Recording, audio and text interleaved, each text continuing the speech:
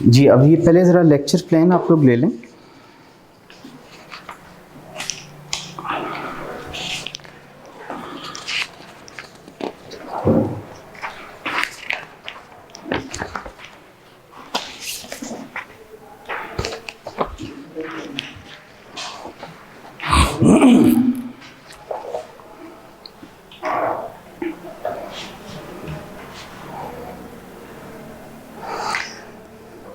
जी,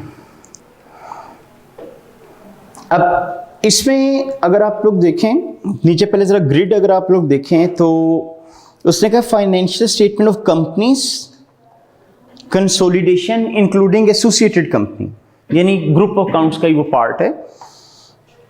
कह रहा है 25 से 35 मार्क्स का क्वेश्चन इसमें से कवर किया जाएगा। अच्छा, इसमें जो कंसोलिडेशन है इसका ऑलमोस्ट हर अटेम्प्ट में क्वेश्चन आ रहा है। अब वो कोई 35 नंबर का या 25 का तो नहीं आ रहा, क्योंकि आई कैप ने कहा 20 से ज्यादा मार्क्स का नहीं आएगा। तो आई कैप कर ये रहा है कि 18 से 20 नंबर का कंसोलिडेशन का क्वेश्चन होता है और 8 से 10 नंबर का कम से कम फाइनेंशियल स्टेटमेंट यानी कंपनी का क्वेश्चन डाल देता है। हाँ, इस तरह भी गुजरे हैं कि दोनों का 20-20 नंबर का क्वेश्चन भी आ जाता होता है, तो उस सूरत में कोई 40 नंबर तक का क्वेश्चन इन दो टॉपिक में से बन जाता है, यानी कंपनी फाइनेंशियल स्टेटमेंट और ग्रुप ऑफ अकाउंट्स में से। तो इस तरह का क्वेश्चन भी आप लोगों के पेपर में वो टेस्ट कर जाया करता है। अच्छा, उसके बाद अगर आप लोग देखें तो IAS 38 यानी intangible assets, IAS 41 biological assets, IFRS 16 यानी लीजेस, और उसके बाद IFRS 9 फाइनेंशियल इंस्ट्रूमेंट्स। इन चार टॉपिक में से 25 से 35 मार्क्स की कवरेज की जाएगी।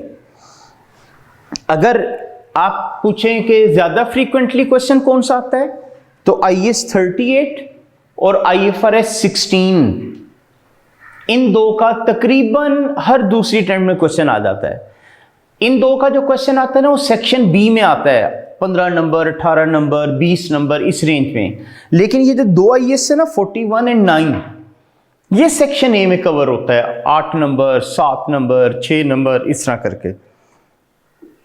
तो दो इसमें बड़े टॉपिक थे और दो इसमें छोटे टॉपिक थे। अच्छा, अब नीचे अगर आ जाएं तो IAS 10, 12, 21, 37, IFRS 8, एथिक्स, और इसके साथ ना IFRS 15 भी लिख लें, वो इधर टाइपिंग मिस्टेक है। IFRS 15, इन सब में से 35 से 45 मार्क्स तक का पेपर सेट किया जाता है। अच्छा, अब अगर आप मुझसे पूछे इसमें ज्यादा फ्रीक्वेंटली कौन सा आता है, तो IFRS 15 ये न्यू स्कीम में आपके सिलेबस में आया है, पहले ये रिपोर्टिंग 1 के सिलेबस का पार्ट था। तो IFRS 15, उसके IAS 37, IAS 12, ये तीन जो है ना, ये नॉर्मली सेक्शन बी में कवर होते हैं। मतलब इनका जो क्वेश्चन 12 से ज्यादा मार्क्स का होता है, 18 नंबर, 20 नंबर, 15 नंबर। लेकिन ये जो था ना, IAS 10 हो गया, 21 हो गया, IFRS 8 हो गया, ये आपका सेक्शन ए में कवर होता है, 6 नंबर, 8 नंबर, इस तरह करके। तो ये तो ग्रिड जो आई कैप ने दिया वो मैंने एक्सप्लेन किया है। और आई कैप ना 100% ये ग्रिड फॉलो तो नहीं कर रहा, लेकिन 90-95% वो ग्रिड फॉलो कर रहा है, ठीक है। लेकिन इसका मतलब ये नहीं है कि मैं आपको कहूँ जी सिलेक्टिव स्टडी कर लें, ये 2 ग्रिड वाले टॉपिक करें तो पेपर पास हो जाएगा, क्योंकि यहाँ पे क्वेश्चन सारे आपको पता अनसीन आने होते हैं। हर दफा क्वेश्चन में कोई ना कोई नया पॉइंट डालता है। इवन यहाँ पे वो कई दफा ये करता है, स्टैंडर्ड का एक सेंटेंस पकड़ के उसके ऊपर क्वेश्चन सेट किया होता है। अब अगर वो आपको नहीं समझ आया, सेंटेंस नहीं पढ़ा हुआ, नजर से नहीं गुजरा हुआ, तो क्वेश्चन भी नहीं होता। तो उस वजह से ये ग्रिड उसने फॉलो तो कर रहा है, लेकिन स्टिल हमें पूरी प्रिपरेशन करना पड़ती। इसके अंदर अगर आप मुझे कहें कि जी कौन से टॉपिक में थोड़े अच्छे कर लूं, तो जैसे कंसोलिडेशन हो गया, फाइनेंशियल स्टेटमेंट हो गई, IAS 38, 12, IFRS 16, अगर ये आप 4-5 टॉपिक कर लेते हैं ना, तो आपका 70 to 80% पेपर कवर हो जाता है, ठीक है। लेकिन हमें सिलेक्टिव स्टडी तो नहीं करनी होती, इसलिए आप लोगों ने अपना पूरे सिलेबस कवर करके जाना है। अच्छा, अब जरा ऊपर आ जाएं कि हम किस ऑर्डर में कवर करेंगे। तो सबसे पहले तो मैंने लिखा हुआ था introduction of terms related to companies. ये क्योंकि अब आपको मैंने कहा था हमने रिपोर्टिंग 1 में भी कंपनी को डिटेल में थोड़ा पढ़ लिया होता है, तो आपको शेयर्स का भी पता है, राइट शेयर का भी पता है, बोनस शेयर का भी पता है, डिविडेंड कैसे कैलकुलेट होता है, ठीक है। तो उस वजह से वो टर्म्स मैंने दरमियान में स्किप कर दी थी।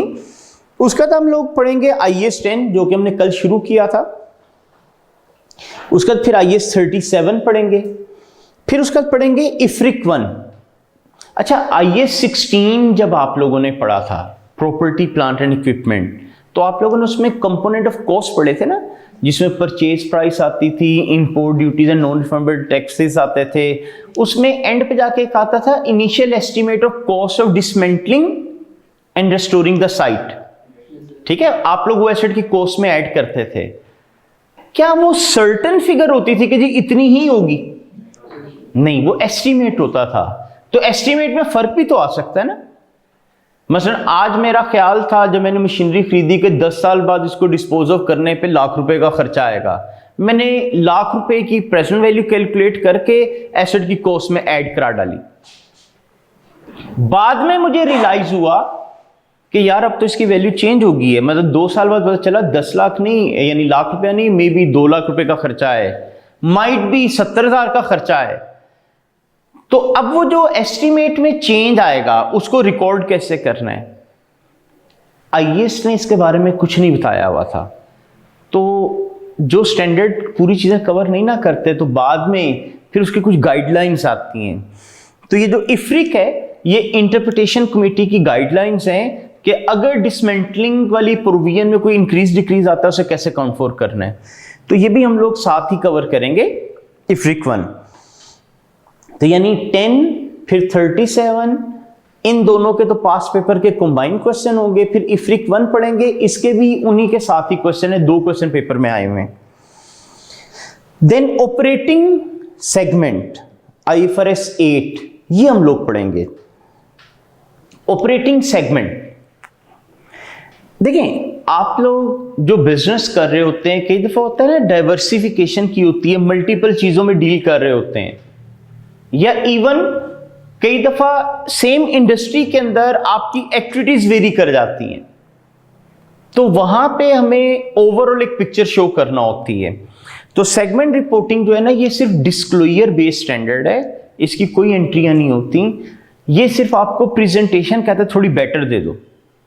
फर्ज करें, अभी मैं जस्ट आपकी अंडरस्टैंडिंग के लिए कहता हूं, मेरी कंपनी 2 प्रोडक्ट्स में डील कर रही है। फर्ज करें एक फूड रिलेटेड आइटम है और एक, चलें कंस्ट्रक्शन रिलेटेड सीमेंट की बात कर लेते हैं। ये 2 टाइप ऑफ प्रोडक्ट्स हैं जिसमें मेरी कंपनी डील कर रही है। फूड से मुझे 200 मिलियन का प्रॉफिट हुआ, सीमेंट से आपको मैं कहता हूं मुझे 60 का लॉस हुआ। अगर मैं एज अ होल एक सिंगल अपना प्रॉफिट एंड लॉस बनाऊं, क्या रिजल्ट शो हो रहा होगा? 140 प्रॉफिट। अब माइट बी 140 आप लोगों के लिए एक मटेरियल फिगर हो, आपको मैं कहूं 140 मिलियन का प्रॉफिट हुआ, बड़ा सेटिस्फाई, बड़ा अच्छा प्रॉफिट है। लेकिन अगर मैं आपको इस तरह बताऊं कि यार फूड से 200 का प्रॉफिट हुआ था, सीमेंट ने तो 60 का लॉस दी है, इसलिए 140 हुआ है, तो बस खाली 140 वाली फिगर से ज्यादा अच्छी आपको इंफॉर्मेशन मिल रही है या अलग अलग बताने से? अलग अलग बताने से।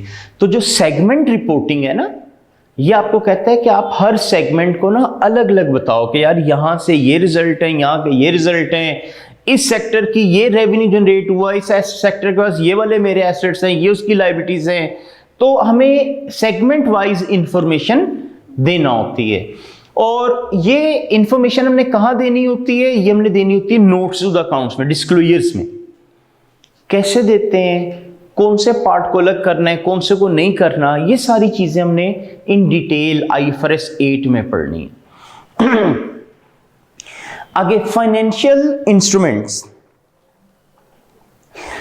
फाइनेंशियल इंस्ट्रूमेंट की वैसे जो डेफिनेशन देखें तो स्टैंडर्ड कहता है फाइनेंशियल इंस्ट्रूमेंट एक ऐसा कॉन्ट्रैक्ट होता है जिसमें किसी एक पार्टी के एसेट्स बढ़ते हैं तो किसी दूसरी पार्टी की लायबिलिटी या इक्विटी बढ़ती है। अब क्वेश्चन में आता है ये क्या चीज हो गई, किसी का एसेट बढ़ गया, किसी की लायबिलिटी बढ़ गई। तो एक्चुअली इसके अंदर ना हम लोग लेते हैं शेयर्स को, लोन्स को। फर्ज करें आप लोगों ने मेरी कंपनी के शेयर खरीदे, तो आप लोगों का investment as an asset books में आ जाएगी और मेरे क्योंकि शेयर इश्यू हुए मेरी इक्विटी बढ़ जाएगी। मैंने लोन नोट्स, डिबेंचर इशू किए, आप लोगों ने खरीद लिए। आप लोगों ने जब उसको खरीदा तो इन्वेस्टमेंट के तौर पे खरीदा होगा ना, आप लोगों के एसेट बढ़ गए होंगे, लेकिन वो डिबेंचर मेरी क्या थी, लायबिलिटी, मेरी लायबिलिटी बढ़ गई। तो इसके अंदर ना सारी ये चीजें आ जाती हैं, शेयर्स, लोन्स। तो फाइनेंशियल इंस्ट्रूमेंट में हमने ये देखना है कि अगर एक बंदे ने इन्वेस्टमेंट की शेयर्स में या डेट इंस्ट्रूमेंट में, वो अपनी बुक्स में कैसे रिकॉर्ड करेगा, और जिस बंदे ने डेट इंस्ट्रूमेंट इशू किया था, जिसकी लायबिलिटी थी, वो कैसे रिकॉर्ड करेगा। तो वो सारी चीजें हमने यहां पे पढ़नी है। अच्छा, अब ये जो स्टैंडर्ड है ना, वैसे कॉम्प्लिकेटेड स्टैंडर्ड है, यानी मुश्किल स्टैंडर्ड में से एक स्टैंडर्ड है, लेकिन आई कैप ने ना आपके पेपर में सिर्फ बेसिक्स इसकी डाली हैं और वो बिल्कुल सिंपल है। यही वजह है कि आई कैप इसको कहता है कि हम सेक्शन ए में कवर करेंगे, 8 नंबर से ज्यादा का इसका क्वेश्चन नहीं होगा। अभी तक 2-3 क्वेश्चन आए हैं, वही नंबर 6, 7 इस तरह के रेंज में ही आते हैं। Effects of changes in foreign currency. ठीक है, कल आप में से किसी ने फॉरेन करेंसी का बात की थी, तो मैंने कहा था IAS 21 में हम जाकर पढ़ेंगे क्या करते होते हैं। तो अब मसला यह है कि अगर आपने कहीं फॉरेन करेंसी ट्रांजैक्शन की है, फॉरेन करेंसी का मतलब जो आपकी लोकल करेंसी नहीं है। ठीक है, मसलन फर्ज करें पाकिस्तान के हिसाब से मैं अगर बात करूं तो डॉलर भी आपकी फॉरेन करेंसी है, ठीक है, स्टर्लिंग पाउंड भी है, रियाल, दरहम, दिनार, सारी आपके लिए फॉरेन करेंसी हो जाएगी। तो अब अगर आपने कोई चीज इंपोर्ट की, कोई चीज एक्सपोर्ट की, उस कस्टमर से कुछ पैसे भी रिसीवेबल हैं या उस सप्लायर के कुछ पैसे पेएबल हैं, तो प्रॉब्लम ये आता है कि फॉरेन करेंसी का रेट तो हर रोज चेंज होता है, दिन में कई दफा चेंज हो जाता है। अब फर्ज करें आपने मुझसे 10,000 डॉलर की चीजें खरीदी, पैसे आपने देने महीने बाद। आज डॉलर है से 250 का, माइट भी महीने बाद 300 का हो जाए। तो अब वो जो 250 से 300 पे गया, 50 का चेंज आया, उस चेंज को कैसे रिकॉर्ड करना है, उसके बारे में सारी गाइडलाइन IAS 21 देता है कि जब आप फॉरेन करेंसी में डील करेंगे तो इसको कैसे अकाउंट फॉर करोगे, वो हम यहां पे इंशाल्लाह पढ़ेंगे। उसका था एग्रीकल्चर, IAS 41। अच्छा, उधर आप लोगों ने IAS 40 पढ़ा था रिपोर्टिंग 1 में, वो किस चीज का था? वो इन्वेस्टमेंट प्रॉपर्टी था कि आपने कोई प्रॉपर्टी एज एन इन्वेस्टमेंट खरीद ली। ये है आपके बायोलॉजिकल एसेट्स का।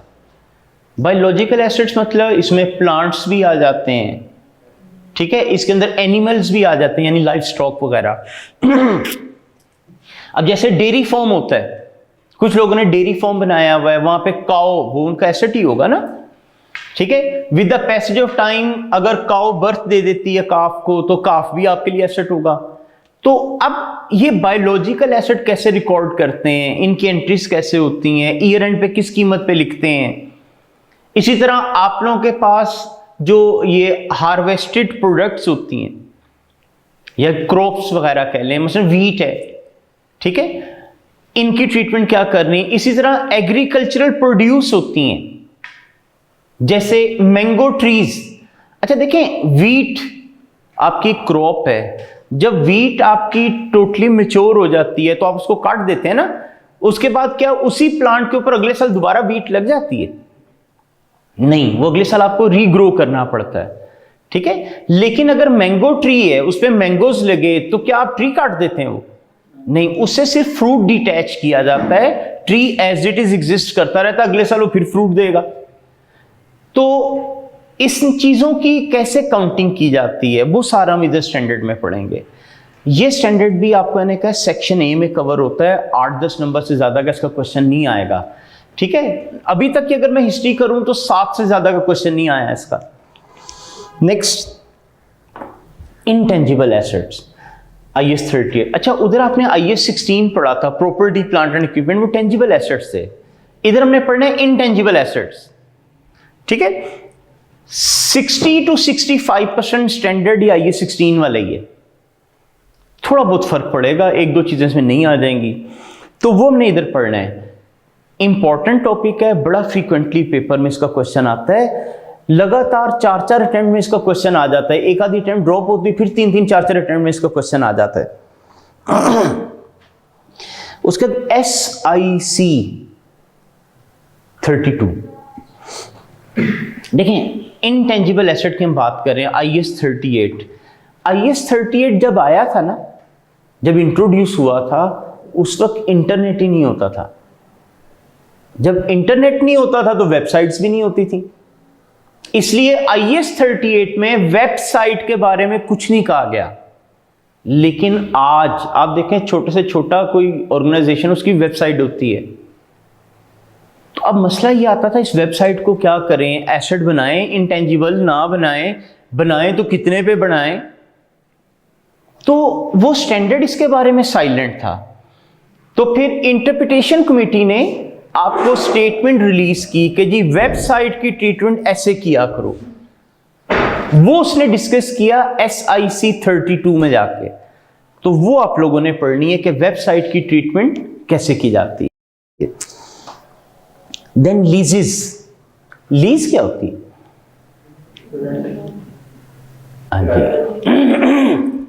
हाँ जी, लीज आप लोगों का एक कॉन्ट्रैक्ट होता है जिसमें एक पार्टी किसी दूसरी पार्टी को against a series of payment अपना एसेट हैंड ओवर कर देती है कि इसको इस्तेमाल करो, और by the end of the period asset की ओनरशिप ट्रांसफर हो भी सकती है, नहीं भी हो सकती। ठीक है, दोनों ही पॉसिबिलिटीज होती हैं। अब अक्सर आप लोगों के ज़हन में आता है कि मसलन फादर ने या भाई ने लीज पे गाड़ी ली थी, जब किस्तें पूरी हुई तो गाड़ी हमारे नाम ट्रांसफर होगी। एक्चुअली वो लीज होती नहीं है। आगे अब इंशाल्लाह आप लोग आर्टिकल करने चले जाओगे, वहां पे जब आप लोग कॉन्ट्रैक्ट पढ़ा करोगे ना, तो कॉन्ट्रैक्ट की अब वर्डिंग पढ़िएगा।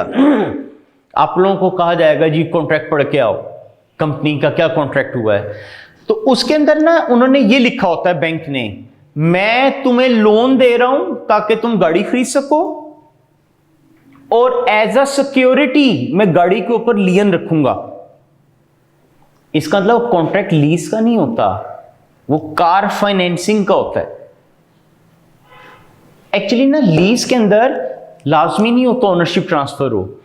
आप मुझसे एक चीज किस्तों पे लो, मैं आपसे सारे पैसे ले लूं, इंटरेस्ट भी ले लूं, और बाद में मैं कहूं चीज तो मेरी है, आप मुझे एक्स्ट्रा पैसे दो, चीज ले जाओ। तो आप लोग तो ऐसा ट्रांजैक्शन ही ना मेरे साथ करो यार, फायदा क्या, पैसे भी ले लिए, इंटरेस्ट भी ले लिए, फिर चीज नहीं दे रहा। तो इसलिए हम लोग क्या करते हैं, यानी बैंक्स क्या करते हैं, कहते हैं आपको लीज ही है, लेकिन जो कॉन्ट्रैक्ट साइन कराते हैं ना वो लीज का नहीं होता। उसके अंदर उन्होंने लिखा होता है मैं तुम्हें पैसे दे रहा हूं, तुम गाड़ी खरीद लो, और एज अ सिक्योरिटी में इस गाड़ी के ऊपर लियन रखूंगा। अब जो आप किस्तें दे रहे होते हैं वो लीज रेंटल नहीं होता, वो रीपेमेंट ऑफ लोन होती है। आप जो किस्तें दे रहे हैं वो लोन वापस कर रहे हैं। जिस दिन आपने आखिरी किस्त दे दी, लोन सारा क्लियर हो गया। जब लोन सारा क्लियर हो गया तो बैंक को सिक्योरिटी रखने की जरूरत है नहीं, तो वो आप लोगों को NOC दे देता है, जाओ अपने नाम गाड़ी ट्रांसफर करा लो। और आप लोगों के ज़हन में होता है लीज के अंदर गाड़ी ट्रांसफर हो जाती है, हालांकि इस तरह नहीं होता। ये जब स्टैंडर्ड आप पढ़ेंगे तो आप लोग देखेंगे आखिरी किस्त दे के भी ट्रांसफर नहीं होगी, आपको फिर एक्स्ट्रा पैसे देने पड़ते हैं, वरना चीज़ वापस करना पड़ती है। तो खैर लीजेस के अंदर हम लोगों ने यही पढ़ना है कि जो लेजी होता है, यानी जिसने एसेट लीज पे एक्वायर किया, वो एसेट को कैसे रिकॉर्ड करेगा, और जो लेजर जिसने एसेट लीज पे दिया वो कैसे रिकॉर्ड करेगा। वो सारी ट्रीटमेंट हम इसमें पढ़ेंगे। अच्छा, आप लोगों ने ना एक कॉन्सेप्ट पढ़ा होता है सब्सटेंस ओवर फॉर्म, ये क्या होता था, कोई याद हो? लीगल टाइटल को प्रेफरेंस नहीं दी जाती, जो ऐसे पोजीशन। हाँ, यानी जरूरी नहीं एसेट अपनी लीगल ओनरशिप के हिसाब से रिकॉर्ड किया जाए, बल्कि उसके इकोनॉमिक यूज और रियलिटी के हिसाब से भी रिकॉग्नाइज कर सकते हैं। देखिए मैंने गाड़ी लीज पे ली है, जस्ट लाइक एन ओनर, मैं उसकी लुक आफ्टर करता हूं, टाइमली रिपेयर कराता हूं। आम बंदा क्या समझता होगा कि मेरी गाड़ी है, हालांकि गाड़ी तो लीगल ओनर मैं नहीं हूं। तो सब्सटेंस ओवर फॉर्म कहता है जरूरी नहीं लीगल ओनरशिप देके एसेट रिकॉर्ड करो, आप लोग इकोनॉमिक यूज और रियलिटी के हिसाब से भी कर सकते हैं। तो IFRS 16 मुझे अलाउ करता है कि अगर तुमने लीज पे एक चीज ली है ना, तो उसको अपना एसेट लिख लो सब्सटेंस ओवर फॉर्म की वजह से। तो वो चीज हम यहां पे सारी पढ़ेंगे, कैसे इनकी रिकॉर्डिंग होती है। इंपॉर्टेंट स्टैंडर्ड है और काफी फ्रीक्वेंटली इसका पेपर में क्वेश्चन आता है, और आता भी सेक्शन बी के अंदर है, मतलब 15 नंबर, 18 नंबर, 20 नंबर, इस रेंज में। आगे है जी इनकम टैक्सेस, IAS 12।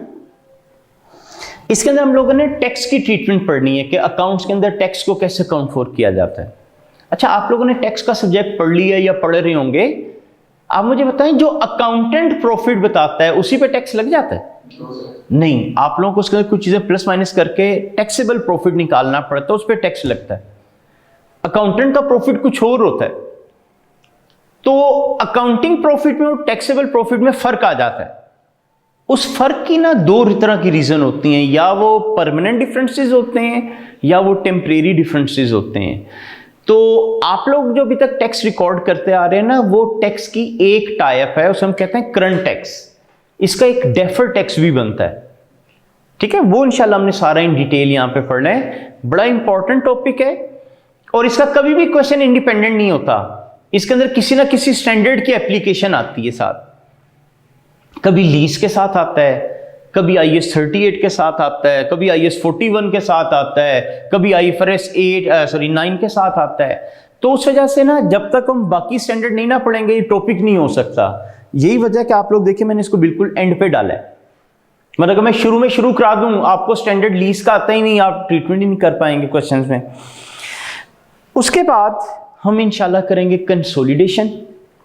कंफर्म इसका क्वेश्चन पेपर में आना होता है ऑलमोस्ट। कंपनी फाइनल अकाउंट्स, ठीक है। देखें हम लोगों ने फाइनेंशियल स्टेटमेंट जब पढ़ना शुरू की, तो जब ITA पढ़ा, ठीक है, PRC के अंदर, तो उसमें आप लोगों ने सोल ट्रेडर की फाइनेंशियल स्टेटमेंट पढ़ ली, प्रॉफिट एंड लॉस कैसे बनता है, फाइनेंशियल पोजीशन कैसे बनती। जब FAR 1 पढ़ा तो आपने उधर कैश फ्लो स्टेटमेंट बनानी भी सीख ली, ठीक है, चेंजेस इन इक्विटी बनानी भी सीख ली। अब मसला यहां पे आके क्या पढ़ना है? यहां पे आके आप लोगों ने पढ़ना है company final account as per the requirement of companies act and IFRS। अब इधर क्या करना पड़ेगा, जो अगर इसका 20-25 नंबर का क्वेश्चन बनता है उसमें आपको प्रॉफिट एंड लॉस भी बनाना होता है, उसमें आपको चेंजेस इन इक्विटी भी बनानी होती है, उसमें आपको फाइनेंशियल पोजीशन भी बनानी होती है, उसमें आपको नोट्स टू द अकाउंट्स भी बनाना पड़ते हैं। तो ये सारी चीजें आप लोगों को उसके अंदर बनानी पड़ती हैं। और फिर जो नोट्स टू द अकाउंट्स आप बना रहे हो तो उसके अंदर जो IAS की रिक्वायरमेंट है, डिस्क्लोजर रिक्वायरमेंट, वो सारी की सारी पूरी करना होती हैं। तो ITA में जो फाइनेंशियल स्टेटमेंट पढ़ी थी और इधर जो पढ़ी है ना, उसमें जमीन आसमान का फर्क आ जाएगा। उधर होता था कैलकुलेशन बेस्ड, आपको याद होगा, अलाउंसेस फॉर बैड डेट की कैलकुलेशन, करेक्शन ऑफ एरर के पॉइंट्स, ठीक है, डेप्रिसिएशन की फिगर खुद कैलकुलेट करना। इधर जब आप क्वेश्चन कर रहे होंगे वो खुद ही बताएगा इतनी डेप्रिसिएशन की फिगर है, रिकॉर्ड कर लो। इंटरेस्ट ऑन लोन हो कहेगा मैं पहले लिख चुका हूं, अलाउंसेस फॉर बैड डेट वगैरह वो डालता ही नहीं है, लेकिन वो आपको इंफॉर्मेशन देगा जिसकी वजह से आपने डिस्क्लोजर बनाने होंगे। तो उस वजह से ना इसका इनिशियली जब आप क्वेश्चन करेंगे जिसके अंदर ये सारी चीजें बनानी हो, तो आप लोग देखेंगे 1.5 से पौने 2 घंटे लग जाएंगे एक क्वेश्चन करने पे। अब पेपर के अंदर 20 नंबर के क्वेश्चन पे 1.5-2 घंटे लगा दें, तो ये तो रैशनल अप्रोच नहीं है। तो उसके लिए आपको इतनी प्रैक्टिस करनी पड़ेगी कि आप 35-40 मिनट में क्वेश्चन अटेम्प्ट कर पाए। तो फाइनल अकाउंट का जो क्वेश्चन होता है ना, इसमें जब तक आप इन टच रहते हैं, आपकी स्पीड मेंटेन रहती है। जहां आपने 15-20 दिन का गैप डाला ना, दोबारा टाइम ज्यादा लगना शुरू हो जाता है। इसलिए मैं थोड़ा ना एंड पे कराता होता हूं, ताकि एग्जाम्स तक आप थोड़ा इससे इन टच रहें और फिर पेपर में इजीली इसको क्वेश्चन अटेम्प्ट करते हैं। Then revenue from contract with customers, ठीक है, कि कस्टमर के साथ आपका कोई कॉन्ट्रैक्ट हुआ, वहां से रेवेन्यू आ गया। कॉन्ट्रैक्ट क्या हो सकता है? चीज़ बेचने का भी हो सकता है, चीज़ खरीदने का भी हो सकता है। अब क्योंकि हम रेवेन्यू की बात कर रहे हैं तो रेवेन्यू खरीदने से तो नहीं आता, हाँ बेचने से आता है। सर्विस प्रोवाइड कर रहे हैं आप लोग, तो वो सारी चीज़ हम यहाँ पे पढ़ेंगे। ये पहले ओल्ड स्कीम में रिपोर्टिंग 1 के सिलेबस का पार्ट था, लेकिन अब आप लोगों की स्कीम में उसने रिपोर्टिंग 2 में इसको डाला है, और वहाँ पे भी हर अटेम्प्ट में इसका क्वेश्चन आता था। इधर भी जब से डाला है क्वेश्चन आ ही रहा है। हाँ, पिछली अटेम्प्ट में आई कैप ने ये प्रॉब्लम आप लोगों की रिजॉल्व कर दी कि आई कैप ने क्या कर दिया था, ओरिजिनल स्टैंडर्ड की एग्जाम्पलें पहले कॉपी कर दी थी कि जी ओरिजिनल एग्जाम्पलें एप्लीकेबल हैं। अब मसला ये था कि ओरिजिनल स्टैंडर्ड की एग्जाम्पल कंटिन्यूशन में थी और उसमें ऐसे कॉन्सेप्ट थे जो आपके सिलेबस में नहीं थे, तो उस वजह से ना स्टूडेंट एग्जाम्पल पढ़ भी ले तो समझ कोई नहीं आती थी। तो लास्ट अटेम्प्ट में एग्जाम से कुछ अर्सा पहले आई कैप ने सप्लीमेंट इशू किया था, जिसमें उसने कहा था कि वो सारी एग्जाम्पलें अब एग्जामिनेबल नहीं है, चंद एक हैं। वो जो चंद एक हैं वो हम पहले भी किए ही करते थे, तो इसलिए अब इसको ना थोड़ा सा समझ लें आसान हो गया। और लास्ट में है एथिक्स। देखें आप लोग आई कैप के जैसे स्टूडेंट्स हैं, तो आई कैप के तमाम मेंबर स्टूडेंट्स के लिए जो आई कैप के कोड ऑफ एथिक्स हैं उसको फॉलो करना जरूरी होता है। तो हम लोगों ने इधर एथिक्स में यही पढ़ना है कि बीइंग एन अकाउंटेंट क्या एथिक्स हैं और कैसे आप उनको फॉलो किया करेंगे। तो वो सारी चीज़ हम लोगों ने इधर कवर करनी है। तो ये 14-15 पॉइंट्स हैं जो टॉपिक्स हैं हम लोगों ने कवर करने। तो आप लोगों को मैंने इसका जो टर्म्स थी कंपनी रिलेटेड आपका ने कहा था, क्योंकि हमने आईटी में भी पढ़ी होती हैं, अब आपके लिए कोई इतना नई चीज़ नहीं थी, तो मैंने इसको IAS 10 से आपको शुरू कराया था। और अगर देखा जाए तो कल तकरीबन IAS 10 हम लोग कवर कर चुके थे, लेकिन आज आपका ने कहा था उसको एक दफ़ा रिकॉल करके उसके जो पास्ट पेपर के 1-2 क्वेश्चंस हैं वो मैं डिस्कस करूंगा, ताकि आप लोगों को आइडिया हो जाए कि किस तरह की इसकी टेस्टिंग एग्जाम में हो रही है। ठीक है, तो इससे हमने आगे इसको कंटिन्यू करना है। ठीक है।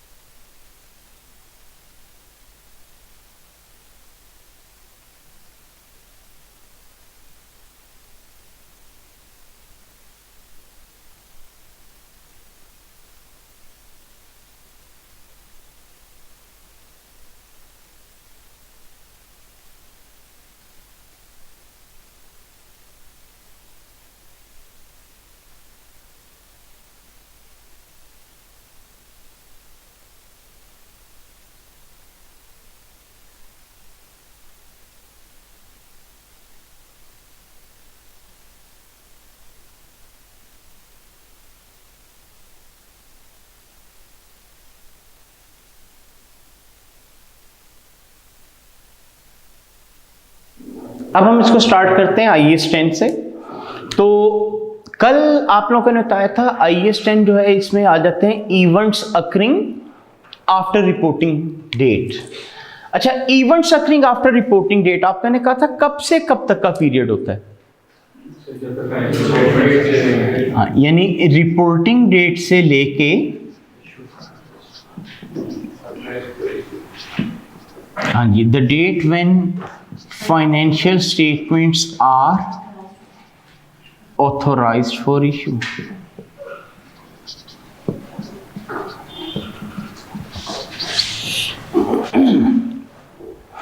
अच्छा, अब अगर आप लोग ओरिजिनल स्टैंडर्ड पढ़े ना, तो ओरिजिनल स्टैंडर्ड पाकिस्तान के हिसाब से तो नहीं लिखा हुआ, उधर वर्ल्ड वाइड प्रैक्टिसेस को सामने रखते हुए लिखा होता है।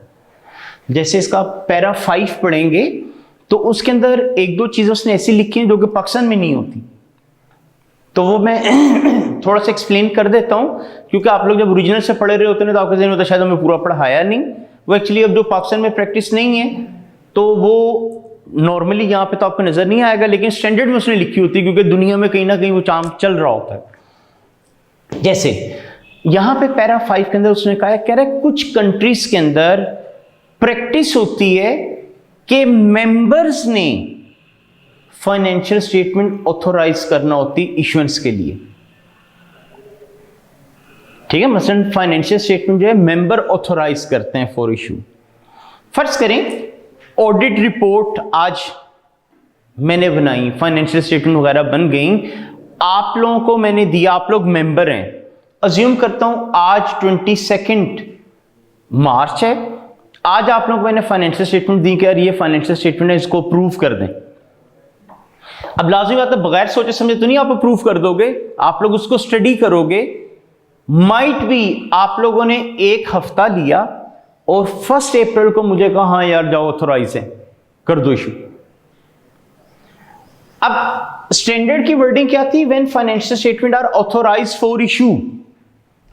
ये 22 मार्च को हो रहा है कि 1 अप्रैल को हो रहा है? 1 अप्रैल को। प्रिंसिपली तो आपने मुझे 1 अप्रैल को कहा ना हाँ इशू कर दो। स्टैंडर्ड कहता है ऐसे कंट्रीज के अंदर जहां पे ये प्रैक्टिस है, कहता है वहां पे date of authorization for issue 1 April नहीं लेनी, बल्कि वो डेट लीजिएगा जिस दिन आपने उनको set of financial statement hand over किया था। देखिए, मैंने आप लोगों को आज फाइनेंशियल स्टेटमेंट दी तो उसमें इंफॉर्मेशन कब तक की होगी? आज तक की होगी ना, बगले 8-10 दिन की खुद ब खुद तो नहीं आ जानी। मैं उसमें फिर डाल के दूं, आप फिर 2-3 दिन स्टडी करने के लिए ले जाओ, फिर चेंज हो जाएगा। तो स्टैंडर्ड ने कहा कि जिन कंट्रीज में इस तरह की प्रैक्टिस है कि मेंबर्स ने फाइनेंशियल स्टेटमेंट ऑथोराइज करना होती फॉर इश्यूएंस, तो जिस वक्त आप मेंबर को फाइनेंशियल हैंडओवर करोगे वो डेट आपकी ऑथोराइजेशन डेट अज्यूम की जाएगी। ठीक है, फिर उसके बाद उसने कुछ फर्दर प्रैक्टिस बताई। आप लोगों ने ऑडिट पढ़ लिया या पढ़ रहे होंगे तो उसमें आप देखेंगे कि बोर्ड ऑफ डायरेक्टर्स है ना, उसमें 2 टियर बोर्ड भी होता है कुछ कंट्रीज में। 2 टियर बोर्ड का मतलब बोर्ड ऑफ डायरेक्टर्स 2 तरह के, एक सुपरवाइजरी बोर्ड हो जाता है और एक जो आपका मैनेजेरियल बोर्ड होता है जिन्होंने डिसीजंस वगैरह पास करना होते हैं। सुपरवाइजरी बोर्ड का वैसे क्या मतलब? नाम से वैसे क्या लग रहा है? सुपरविजन वगैरह करते हैं। मतलब फर्ज करें आप लोग एग्जीक्यूटिव डायरेक्टर्स हो, आप लोग डे टू डे डिसीजन वगैरह सारे कुछ पास कर रहे हो। मैं फर्ज करें नॉन एग्जीक्यूटिव डायरेक्टर हूं, मैं मैनेजमेंट के अंदर एक्टिव रोल प्ले नहीं कर रहा, लेकिन आप लोगों की सुपरविजन कर रहा हूं कि आप लोग जो डिसीजन पास कर रहे हो वो in the best interest of stakeholder, shareholder कर रहे हो कि नहीं। देखिए, जरूरी नहीं है ना डायरेक्टर शेयर होल्डर भी हो। आप लोगों का इंटरेस्ट क्या है? सैलरियां लेनी। माइट भी आप लोग सैलरी ज्यादा लेनी शुरू कर दो, माइट भी आप कंपनी को कहो कि जी फला जगह से जाके चीज खरीदा करो, रॉ मटेरियल, और वो आपका अपना बिजनेस हो। तो आप लोगों के इंटरेस्ट में वेरिएशन आ सकती है ना, कॉन्फ्लिक्ट ऑफ इंटरेस्ट आ सकता है। तो उसके लिए फिर क्या करना पड़ता है? सुपरवाइजरी बोर्ड रखा जाता है जो नॉन एग्जीक्यूटिव डायरेक्टर पे कंसिस्ट कर रहा होता है और वो सुपरविजन कर रहे होते हैं। तो बहरहाल ये तो मैं थोड़ा वैसे एक्स्ट्रा बता रहा था। स्टैंडर्ड ने ये कहा है कि अगर किसी कंट्री के अंदर प्रैक्टिस ये है कि सुपरवाइजरी बोर्ड फाइनेंशियल स्टेटमेंट को ऑथराइज फॉर इशू करेगा, तो कह रहे जिस दिन आप उनको फाइनेंशियल स्टेटमेंट हैंड ओवर करोगे उस दिन को आप ऑथराइजेशन डेट अज्यूम करोगे। देखें, ये तो नहीं ना हो सकता आप लोग सुपरवाइजरी बोर्ड है, मैं आपको अभी रिपोर्ट दूं, आप अभी को हाँ कर दो। लाजमी आप उसको स्टडी करेंगे, माइट भी 2 दिन 10 दिन 8 दिन लग जाए। तो अब उन 8-10 दिनों का खुद ब खुद डेटा तो उस रिपोर्ट में नहीं आ जाना ना। तो स्टैंडर्ड ने कहा कि अगर कहीं ऐसी प्रैक्टिस है कि सुपरवाइजरी बोर्ड को आप फाइनेंशियल स्टेटमेंट देते हैं अप्रूवल के लिए, तो जिस दिन आप उनको हैंड ओवर करोगे वही डेट ऑथराइजेशन डेट समझी जाएगी। तो खैर, अब पाकिस्तान के अंदर जैसे प्रैक्टिस है उसके हिसाब से हम लोग चलेंगे। तो बहरहाल मैंने आपको सिंपल बता दिया, जब financial statement authorize for issue होती हैं वो हमारी ऑथराइजेशन डेट आ जाती है। अच्छा, इस दौरान मैंने आपको कहा था जितने भी इवेंट्स होते हैं उन्हें हम कहते हैं events occurring after reporting date. कितनी तरह के होते थे? हाँ जी, ये 2 तरह के होते थे। एक जिनको आपने नाम क्या दिया था, एडजस्टिंग इवेंट्स, और एक था जिसको आप कहा करते थे नॉन एडजस्टिंग इवेंट्स। ये एडजस्टिंग इवेंट्स का क्या मतलब होता था? हाँ, यानी वो इवेंट्स जो आपको एविडेंस देते हैं कि रिपोर्टिंग डेट पे ये हो चुके थे, आपके नोटिस में ये बात बाद में आई थी, तो फिर उनके में क्या करना पड़ती है?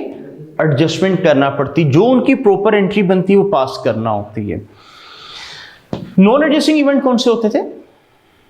जो रिपोर्टिंग डेट के बाद होते हैं। हाँ, यानी जो एविडेंस देते हैं कि ये हुए ही रिपोर्टिंग डेट के बाद थे, तो उनके नाम से जाहिर हो रहा है इनकी कोई एडजस्टमेंट नहीं डलनी, इनकी कोई एंट्री पास नहीं होनी।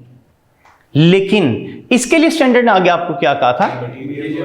हाँ, आप लोग चेक किया करो कि मटीरियल है या कि इमटीरियल है।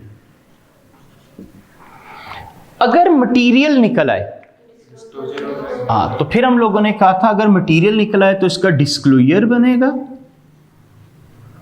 और डिस्क्लोजर में आपने क्या बताना होगा? हाँ जी, nature of event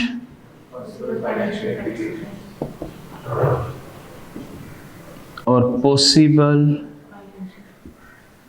financial effect.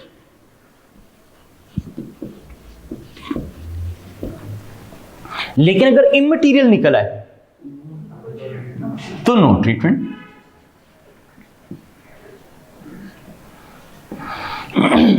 अच्छा, अब ये जो रूल है एडजस्टिंग नॉन एडजस्टिंग वाला, इसकी मैंने एक एक्सेप्शन कल आपको बताई थी, वो क्या थी?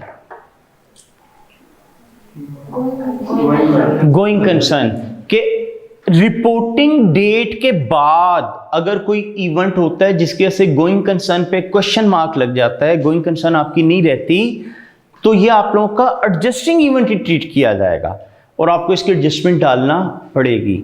वैसे आपके अंडरस्टैंडिंग के लिए मैंने डिस्कस किया था, अगर गोइंग कंसर्न का अजम्पशन फुलफिल हो रहा हो तो आमतौर पे अकाउंट किस बेस पे बनते हैं? हिस्टोरिकल की बेस पे। और अगर नहीं फुलफिल हो रहा तो फिर हमें अदर बेसिस यूज करना पड़ती है, जिसके अंदर आपने कहा था फेयर वैल्यू वगैरह उनकी आ जाती। ठीक हो गया। तो ये पूरा आपको मैंने कहा था IAS 10 था, तो ये तो हम लोगों ने कल कवर कर लिया था और फिर आपको मैंने इनकी कुछ एग्जांपल्स भी डिस्कस की थी। आज आपको मैंने कहा था इसकी हम थोड़ी सी प्रैक्टिस वगैरह देख लेंगे। तो अभी मैं देख रहा था पास्ट पेपर के अंदर ना उसने इसके तो क्वेश्चन खत्म कर दिए हैं, क्योंकि वो 90s के शुरू में आए हुए थे। उसके बाद अब जब इसके क्वेश्चन आते हैं ना तो 1037 के कंबाइन क्वेश्चन होते हैं। अब बजाय इसके क्या कंबाइन क्वेश्चनों में से मैं एक एक पॉइंट कराऊं, तो उसके लिए बेटर अप्रोच तो यही होगी कि IAS 37 करके फिर हम इकट्ठे सारे करेंगे। लेकिन अभी इसने कुछ प्रैक्टिस के तौर पे ना क्वेश्चन डाला हुआ है, तो मैं वो क्वेश्चन पढ़ता जाता हूं। आप मुझे बताइएगा एडजस्टिंग इवेंट होगा, नॉन एडजस्टिंग होगा। अगर नॉन एडजस्टिंग होगा तो आप लोग इसका डिस्क्लोजर दोगे कि नहीं दोगे? आपको मैंने कहा था कई स्टूडेंट ना आंसर इनकम्प्लीट लिखाते हैं, मतलब लिख देते हैं नॉन एडजस्टिंग इवेंट।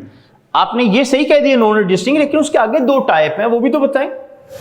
तो उस वजह से ना अब ये थोड़ा सा हम लोग इसको डिस्कस करते हैं। आपको मैंने कल कुछ एग्जांपल्स वगैरह डिस्कस कर दी थी, उन्हीं पॉइंट्स को ज़हन में रखते हुए ट्राई करना है। आपने मुझे बताना है एडजस्टिंग इवेंट है, नॉन एडजस्टिंग है। नॉन एडजस्टिंग है तो डिस्क्लोजर देना है कि नहीं देना। अच्छा, अब मैं जरा इसको क्वेश्चन पढ़ना शुरू करता हूं। कह रहा है Walnut limited is engage in the business of import and distribution of electronic appliances. The following events took place. Number 1, on 28th of December the factory of a debtor was destroyed। अच्छा, अब मैं नीचे पहले date पढ़ देता हूं। कह रहा है कि आप लोगों का जो ईयर एंड है ना, दैट इज 31 दिसंबर 13। ठीक है। अच्छा, अब मैं दोबारा पॉइंट पढ़ रहा हूं क्योंकि आप लोगों को ये डेट पता चल गई। ये उसने कहा है 31 दिसंबर 13। ठीक है, ये आपकी रिपोर्टिंग डेट है। अब इस डेट को ज़हन में रखते हुए आपने डिसाइड करना है कि ये जो इन्फॉर्मेशन मैं दे रहा हूँ रिपोर्टिंग डेट से पहले हुई कि बाद में हुई, फिर एडजस्टिंग है कि नॉन एडजस्टिंग है। तो पहला point, on 28th of December 13 factory of a debtor was destroyed in fire. He was declared bankrupt on 10th of January। He owed 3 million at year end. कह रहा है आपका एक डेटर था, ईयर एंड पे 3 मिलियन उससे receivable था। 28 दिसंबर को उसकी फैक्ट्री में आग लग गई और 10 जनवरी को वो इंसॉल्वेंट ही हो गया। हाँ जी, अब ये एडजस्टिंग के नॉन एडजस्टिंग? अच्छा, नॉन एडजस्टिंग किस वजह से और एडजस्टिंग किस वजह से? एडजस्टिंग इसलिए कि पहले आ गई। हाँ, देखिए उसने आपको कहा है कि डेटर से पैसा रिसीवेबल था, बेशक इंसॉल्वेंट वो 10 तारीख को हुआ, रिपोर्टिंग डेट के बाद हुआ, लेकिन वो किस वजह से हुआ? उसकी फैक्ट्री में आग लग गई थी। आग कब लगी थी? वो 28 को, रिपोर्टिंग डेट से पहले। इसका मतलब वो इवेंट जिसकी वजह से उसकी हालात खराब हुए वो आपकी रिपोर्टिंग डेट से पहले हो चुका था। तो फिर क्या होना चाहिए? ये आपका एडजस्टिंग इवेंट होगा। तो हम लोग क्या करेंगे, इसके लिए allowances for bad debt create करेंगे। ठीक है। तो अब कई स्टूडेंट के ज़हन में होता है पूरा 3 मिलियन के अलाउंस क्रिएट कर दो। देखें अभी डाउटफुल है, माइट भी आप लोगों को थोड़ी बहुत रिकवरी हो जाए, हो सकता है कुछ भी ना हो। तो इस वजह से हम लोग कहेंगे कि आपको अलाउंसेस वगैरह क्रिएट कर देने चाहिए। अच्छा, आगे देखते हैं। सेकंड पॉइंट, कह रहा हूं 6th of January 2014 आप लोगों का ईयर एंड क्या था? दिसंबर 13। कह रहे जनवरी 14 में क्या हुआ? कह रहे LED TV set, sorry, the factory of another debtor who owed an amount 22 million at year end was destroyed in fire. He was declared bankrupt on 15 जनवरी। अब ये आपका कौन सा हो गया? नॉन एडजस्टिंग हो गया। उसकी रीजन क्या थी? हाँ, आग लगी रिपोर्टिंग डेट के बाद, ठीक हो गया। अच्छा, अब नॉन एडजस्टिंग के तो आगे 2 केस पड़े हैं। ठीक है, तो अब 22 मिलियन का वो कह रहे लॉस हुआ। अब क्या कंफर्म है 22 मिलियन मटेरियल अमाउंट ही होती है? नहीं। देखें, एक अमाउंट हो सकता है मेरे लिए मटेरियल हो, आप लोगों के लिए ना हो, या आप लोगों के लिए मटेरियल हो, मेरे लिए ना हो। तो इसलिए इसका जब आंसर देंगे तो आप लोग क्या लिखेंगे कि if amount is material then it should be disclosed in financial statement, otherwise no treatment. ठीक है, क्योंकि अब देखें ना, या तो मुझे आप ये बता दो जी मेरा प्रॉफिट 40 मिलियन है, तो मैं सोचूं यार 40 मिलियन प्रॉफिट है, 22 मिलियन का नुकसान हो गया है, ये तो प्रॉफिट का 50% से भी ज्यादा है, तो ये मटेरियल है। लेकिन अब अगर आप मुझे प्रॉफिट वगैरह कुछ नहीं बताते तो फिर मैं अपनी तरफ से तो नहीं कह सकता। हाँ, कई दफा पेपर में एग्जामिनर ना रिक्वायरमेंट के अंदर लिख देता है कि assuming all the amounts are material, तो फिर आपको मटेरियल के हिसाब से डिसीजन देना होगा। जैसे अगर इसकी रिक्वायरमेंट में पढ़ूं तो उसने लिखा है describe how each of the above issue should be dealt in financial statement for the year December 13। Assume that company's financial statements are authorized for issue in 3 months after the year end. और कह रहे हैं कि by director and these were approved by shareholder in 3.5 months after year end. लेकिन यहां पर उसने ये नहीं कहा कि अमाउंट्स आर मटीरियल। इसका मतलब आप दोनों पर्सपेक्टिव से लिख सकते हैं कि if amount is material then it should be disclosed, otherwise no treatment. ठीक है, तो अब ये आप लोगों ने आंसर सही दिया कि क्योंकि रिपोर्टिंग डेट के बाद आग लगी थी तो ये नॉन एडजस्टिंग इवेंट था, सो अगर अमाउंट मटेरियल है तो उसका डिस्क्लोजर आएगा, अदरवाइज नो ट्रीटमेंट। अब आता हूं थर्ड पॉइंट पे, कह रहा है customer who owed 35 million at year end was declared bankrupt on 10th of January। अच्छा, पहले में उसने क्या कहा था, ईयर एंड से पहले आग लग गई इसलिए इंसॉल्वेंट हो गया। अगले में उसने कहा ईयर एंड के बाद आग लग गई इसलिए इंसॉल्वेंट हो गया। तीसरे में कह रहा है बस इंसॉल्वेंट हो गया।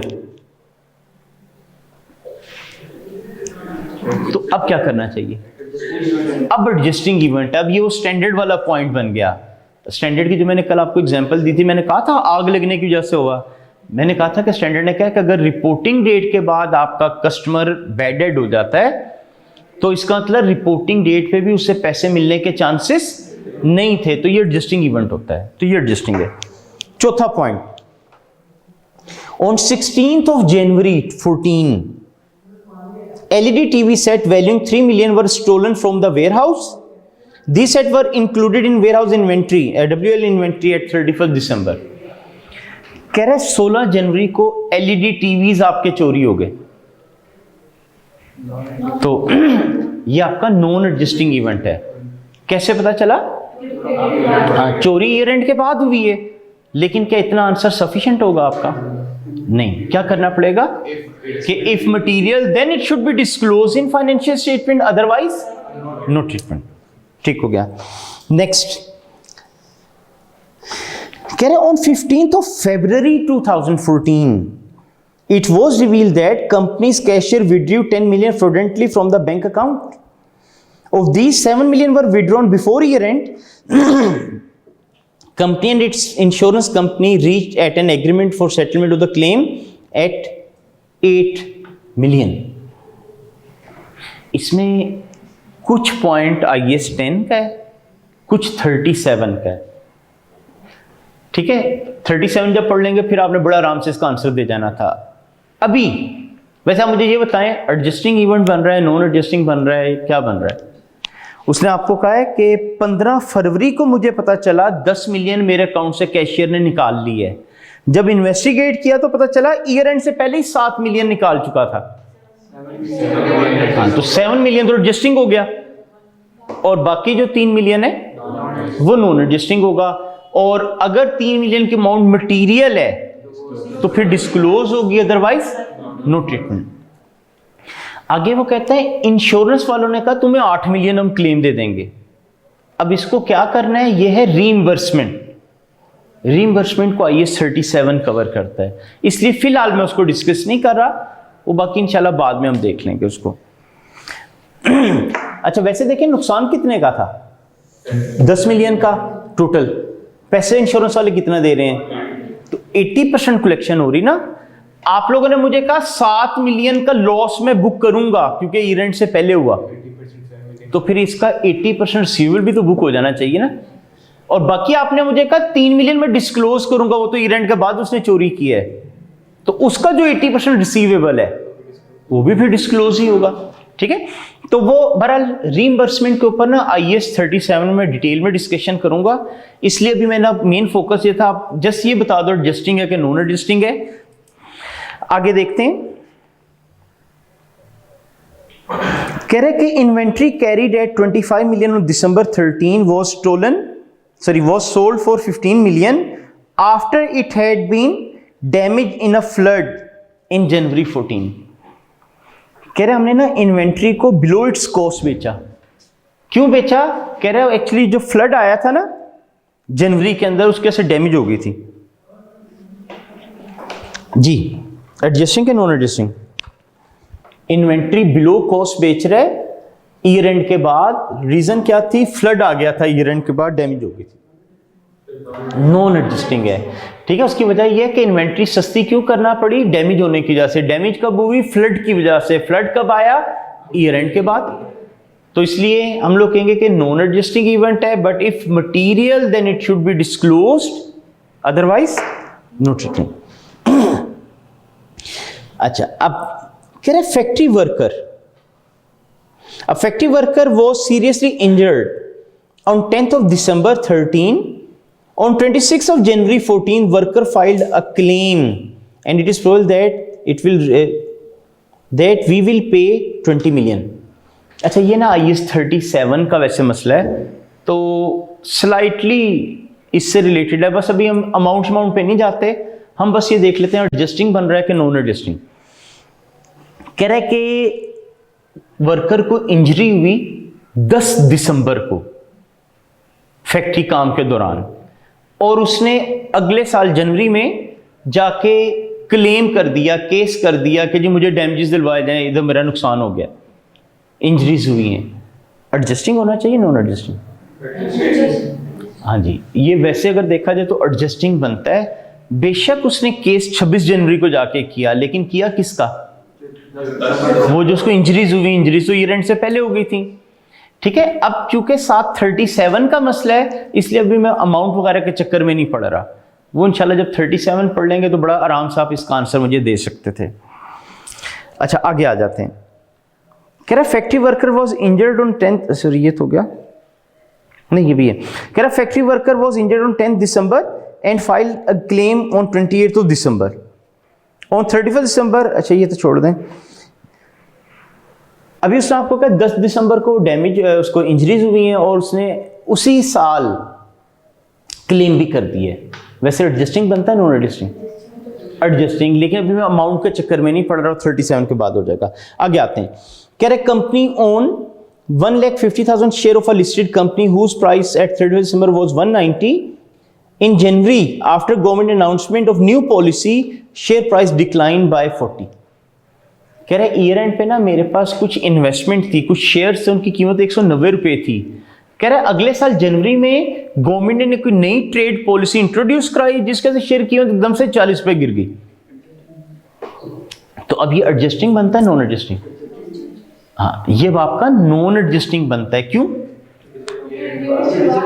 हाँ, शेयर की कीमत गिरी है गवर्नमेंट की अनाउंसमेंट के बाद, और गवर्नमेंट ने अनाउंस कब किया था? ईयर एंड के बाद। बाकी मसला वही है कि अगर मटेरियल है तो डिस्क्लोज कीजिएगा, वरना नोट रिटन। नेक्स्ट कह रहे हैं in January 14 after introduction of a new version of mobile phone company reduce the price of previous version significantly. जनवरी में हमने ही नया मोबाइल का मॉडल लॉन्च किया और पुराने की कीमत कम कर दी। ये एडजस्टिंग है। इसका मतलब आप जब 10 जनवरी को लॉन्च कर रहे हो तो एक दिन में तो चीज डेवलप नहीं ना हो गई, आप पहले से चलाते आ रहे होंगे डेवलपमेंट उसकी, तो आपको पता भी होगा मैं लॉन्च करूंगा तो इन्वेंट्री ने कम हो जाना है, तो इसलिए आपका एडजस्टिंग इवेंट होगा। नेक्स्ट कह रहे हैं March company issue guarantee against loan obtained by its subsidiary रेज 40 million. In January 40 the factory of RL was destroyed in fire. अब ये भी क्वेश्चन है वैसे IAS 37 का है कि आपने किसी के बिहाफ पे गारंटी दी हुई थी और वो इंसॉल्वेंट हो गया। फर्ज करें आप बैंक के पास चले गए लोन लेने, बैंक ने कहा किसी को गारंटी दे, आप मेरे पास आ गए, यार मैंने लोन लेना है, बैंक गारंटी मांग रहा है, आप दे दो। मुझे पता है आप लोग फाइनेंशियली स्ट्रांग हो, डिफॉल्ट नहीं करोगे, ये तो एक फॉर्मेलिटी है कि बैंक को गारंटर का नाम चाहिए, मैंने जाके दे दी, तो क्या ये मेरी लायबिलिटी बन गई कि मैंने अब बैंक को पैसे देने? नहीं, ये मेरी पॉसिबल ऑब्लिगेशन है। पॉसिबल ऑब्लिगेशन का क्या मतलब? हाँ, अगर आपने डिफॉल्ट किया तो फिर पैसे मुझे पड़ जाने हैं, लेकिन अगर आपने खुद वापस कर दिए तो फिर तो नहीं पड़ने। तो ये ना कॉन्टिंजेंट लायबिलिटी में आता है या इस 37 में कवर होगा। ठीक है, तो फिलहाल इसको भी हम ड्रॉप कर रहे हैं क्योंकि ये उसके मुताबिक ही ट्रीटमेंट होगी कि रिकॉर्ड करना है कि नहीं करना। अच्छा, आगे आपको कह रहे कि on 27th of February 14 company issue bonus share for the year December 13। कह रहे इस ईयर एंड के बोनस शेयर हमने फरवरी में जाके दिए, तो ये इंटरिम होता है, फाइनल होंगे? फाइनल होंगे। फाइनल किस ईयर का रिकॉर्ड होता है? पिछले साल का। तो इसको ना 2013 का अपना फाइनल तो 13 में नहीं आना। ठीक है, तो नॉन एडजस्टिंग है। कह रहे refrigerator which was appearing in stock at cost 10,000 is sold for 6,000 on 10th of January। कह रहे किताबों में रेफ्रिजरेटर इन्वेंट्री में शो किया हुआ 10,000 का, बाद में पता चला ये तो 6,000 का बिका। एडजस्टिंग है नॉन एडजस्टिंग? यानी एडजस्टिंग है, क्यों? हाँ, क्योंकि उसने कोई रीजन तो नहीं ना बताई कि इस वजह से सस्ता करके बेचा। इसका मतलब वो जो आपने इसकी एनआरवी प्रिडिक्ट की होगी ना ईयर एंड पे, वो गलत की होगी। लास्ट कह रहे वी ओन इन्वेस्टमेंट कॉस्टिंग 40 और ईयर एंड पे यानी 4 जनवरी को कहते हैं उसको हमने 35 में बेच दिया। कह रहे ईयर एंड पे इन्वेस्टमेंट किताबों में थी 40 रुपए के हिसाब से और 4 दिन के बाद हमने उसको बेच दिया 35 रुपए के हिसाब से। तो ये अब मसला ये है कि शेयर की प्राइस रोज चेंज होती है। अगर तो आप समझते हैं ना कि ईयर एंड पे भी चेंज हो चुकी थी, क्योंकि उसने कहा मैंने कॉस्ट पे लिखा हुआ था। अगर तो आप समझते हैं कि ईयर एंड पे ही उस एसेट की फेयर वैल्यू चेंज हो चुकी थी, आपने ना अभी IFRS 9 पढ़ना है। उसमें आप देखेंगे जो शेयर्स की इन्वेस्टमेंट होती है ये फेयर वैल्यू पे रिकॉर्ड होती है। तो अगर ईयर एंड पे उसकी फेयर वैल्यू 35 हो चुकी थी तो ये एडजस्टिंग है, और अगर बाद में जाके 35 हुई तो फिर नॉन एडजस्टिंग है। ठीक है, तो ये इसका क्वेश्चन था।